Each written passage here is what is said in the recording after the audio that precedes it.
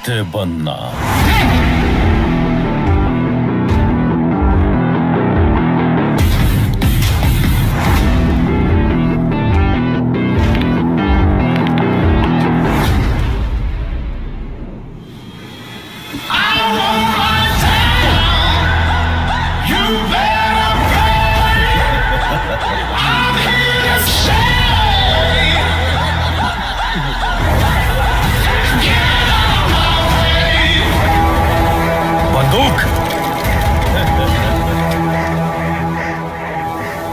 ರಾಕಿ ದುಬೈಗೆ ಹೋಗಿದ್ದು 2 ಕಾರಣಕ್ಕೆ.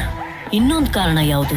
ಅವನು ಸಾಕಷ್ಟು ದುಡ್ಡು ತಗೊಂಡು ಹೋಗಿದ್ನಲ್ಲ. But wasn't that an advance for the gold Inayat Khalil was sending? No.